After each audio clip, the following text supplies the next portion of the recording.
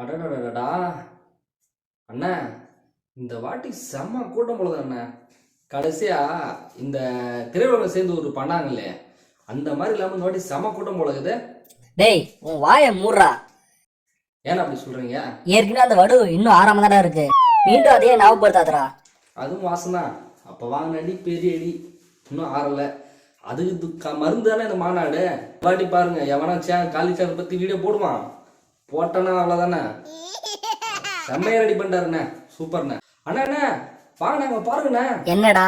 என்னவா அண்ணா, நம்ம வருங்கால முதல்வர் வந்திருக்காருண்ணே. யாரு? உதயநிதியா? அவர் இல்லண்ணே. வேற யாரா? யாரா? நம்ம இன்பநிதி அண்ணா வந்திருக்காருண்ணே. சீக்கிரமா போனா நம்ம உடனே போயிட்டு அவரை போய் சந்திச்சு ஒரு செல்ஃபி எடுக்கலாண்ணே. பின்னாடி பயன்படுண்ணே. ஏன்டா இப்ப வந்து கலந்துக்கிற இந்த இன்பநிதி அடுத்த முதலமைச்சரா? நீ உங்க அப்பா எத்தனை வருஷம் அந்த கட்சியில இருக்கீங்க?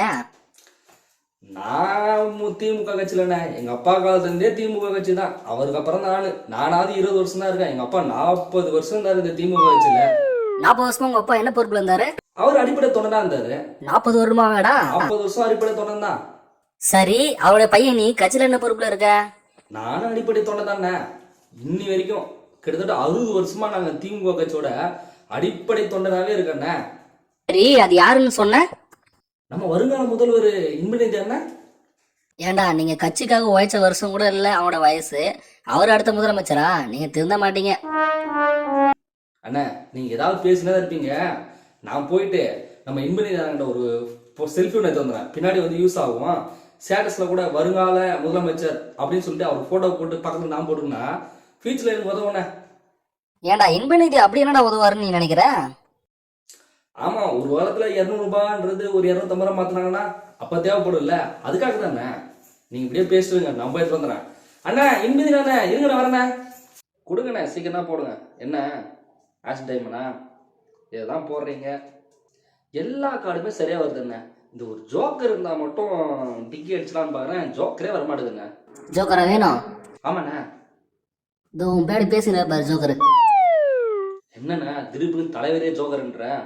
நீ சொல்றது சரிதான். சரி விடு, ஏதோ வந்தோம்.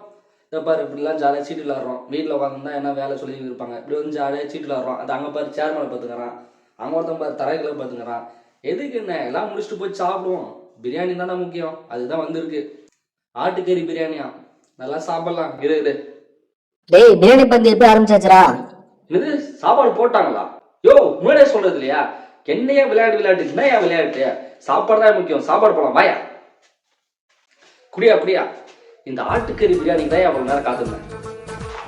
எங்க பீஸ் எங்க பீஸ் எங்க? என்னையா பீஸே காணா? சி, இதை மனுஷன் தெரியுமாண்ணா? வேற குடியா குடு பீஸ் இதே பீஸ் இல்லையா? அடுத்து வேற என்னையா இதுலயும் பீஸ காணா? குஸ்காஸ் ஒருத்தன்றதையா நான் அங்க இருந்து கிளம்பி வந்தோம். எங்கயா ஒரு கறியும் காணா ஐயா. காலையில சொன்ன ஐயா மட்டன் ரெடி ஆயிடுச்சு, மட்டன் வறுவல் ரெடி ஆயிடுச்சு எல்லாம் சொல்லியிருந்தேன். இங்க வந்து பார்த்தா குஸ்கா தான் இருக்குது. எங்கேயா சாப்பாடே வேணாம் போய். டேய் இங்க வா. இதான சொன்னேன். காலையில என்ன சொல்லி என்ன கொண்டு வந்த? மாநாடு போலாம், டிண்டிக்கல் ரீட் எல்லாம் வர்றாங்க, டான்ஸ் ஆடுறாங்க, ரெக்கார்ட் டான்ஸ் நடக்குது.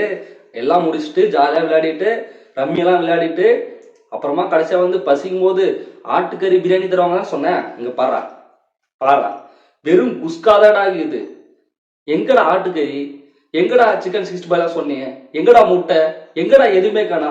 வெறும் குஸ்கா தான் தரான்டா. அவன் 3 பாக்கெட்ரா, 3 தடவை வாங்கி கீழே போட்டிட்டாங்க பர்றா. மலை மாதிரி குஞ்சுக்கிறா குஸ்கா சோறு. மீண்டும் கறி கேட்டா குஸ்கா சோறு தானே தரான். எங்கடா மீதி கறி? ஆட்டுக்கறி நீடா நேத்துல இருந்து சொன்னியடா. டேய் வயிறு வேற, மாநாட்டுக்கு போறோம், சரி கறி போடுறாங்கன்னு சொல்லிட்டு நேத்துல இருந்து சாப்பிடாம இருந்த மாநாட்டுக்காக இப்படி குஸ்கா சோறு போட்டா என்னடா வருது? எனக்கெல்லாம் தெரியாது. நீ கறிக்கு கேட்டு வந்தியா, நீ தான் வாங்கி கொடுக்கணும். இந்த குஸ்கா சாப்பாடு வேணாம். மலை மாதிரி குஞ்சு பாரு. நான் கிளம்புறேன். பிரியாணி வாங்கி கொடுத்தாதான் நான் வருவேன், இல்லைன்னா விடவே மாட்டேன். அண்ணா உதயநிதி எப்படி பேசுறா பாருங்க. தம்பி, நானே என்ன பிரியாணியும் கூட்டு வந்து குஸ்கா கூட்டாங்கன்னு போட்டாங்கன்னு சொல்லிட்டு கடுப்புல இருக்கிறேன். போயிட்டு தம்பி. ஆனா மாநாடு வேற லெவல். என்ன நயா மீட்டிங்கு திரையுலகம் சேர்ந்து மாநாடு போடுறாங்க, காலி மாநாடு. அதே மாதிரி தான் சேர் காலி ஆகுது, எல்லாமே அப்படிதான் இருக்குது. இது அந்த கலைஞர் நூற்றாண்டு விழா இருக்குங்களா, அதோட 2வது பார்ட் 2 மாதிரி இருக்குது. பாதி பேர் இருக்கான் அங்க பாரு, ஒருத்தன் பாரு சேர்ல படுத்துக்கலாம் பாரு. அந்த கத்திங்கன்னா அதுக்கு எனக்கு சம்மந்தம் இல்லாம சேர்ல பத்துங்கிறானு பாரு, தரையில பத்துக்கிறானு பாரு. அந்த மாதிரி இது. எனக்கு நானே அவர் கத்திக்கிறாரு, எனக்கு நானே இவன் கத்திக்கிறாங்க. இதெல்லாம் எதுக்கு தான் இந்த மாநாடோ? சொன்னா கேட்டா தானே. சாப்பாடாவது நல்லா போடுவான்னு பார்த்தேன், அதையும் காணாம். நீனும் சாப்பிடலையா? போ அங்க குஸ்கா தராங்க பாரு, ஆட்டுக்கறி பிரியாணின்னு சொல்லுவானுங்க. ஆனா போய் பாரு, வெறும் குஸ்கா தான் தருவானுங்க. அதை போய் சாப்பிடு. போ ட்ரம்மு நிறையுது, ட்ரம்மு கீழே மலை மாதிரி குஞ்சிக்குது சாப்பாடு. என்ன மாதிரி பல பேர் வந்து குஸ்கா நினச்சி சாப்பாடு கீழே போட்டு போயினே இருக்கான். போ எதுக்கு வந்தேனே தெரியல. வந்தோம் என்ன மீட்டிங்னு தெரியல. அவர் மண் பேசினாரு, ரம்மி விளாடணும், பயிராறு சாப்பாடு சாப்பிடலாம் பார்த்தா குஸ்கா போட்டு ஏமாத்திட்டானுங்க. வந்தது என்ன லாபம்? பரவாயில்லப்பா. அந்த ஸ்டார்டிங்கில் ஆனாங்க பாரு ரெக்கார்ட் டான்ஸு, செம்மையா இருந்துச்சுப்பா. ஆளு தேர்வுலாம் நம்ம திமுக கட்சிக்காரங்க அப்படியே தேடி கண்டுபிடிக்கிறாங்க. அந்த மாதிரி ரெக்கார்ட் டான்ஸ் இருந்து. ஆமா, திமுக கட்சி விட்டா வேற எந்த கட்சியில போய் இந்த மாதிரி ரெக்கார்ட் டான்ஸ்லாம் பார்க்க முடியும்? அந்த ரெக்கார்ட் டான்ஸுக்கு பார்க்கறதுக்கே திமுகவோட மாநாடுலாம் வர வேண்டியதா இருக்கு. சூப்பர்ப்பா, ரெக்கார்ட் டான்ஸ்லாம் பின்னிட்டீங்க. ஆள்லாம் நல்லா தேடி நல்லா கண்டுபிடிக்கிறீங்க. சரி வைவிடுப்பா. கடைசியாக இன்பநிதி ஐயா கிட்ட வந்து ஒரு போட்டோ மட்டும் எடுத்துக்கிறேன், நாளைக்கு யூஸ் ஆகும். எனக்கு இல்ல, என் பையனுக்கு யூஸ் ஆகும். எதுக்கு? கட்சியில பதவி வாங்குறதுக்கா? பதவிக்கு இல்லைங்க, அவன அடிப்படையே தொண்டதான் வருவான். அப்பவே நாங்க அவங்க கூட போட்டோ எடுத்தோன்னு சொல்லுவோம்ல, அதுக்காக தான். சரி வைவிடா, ஒரே ஒரு செல்ஃபி.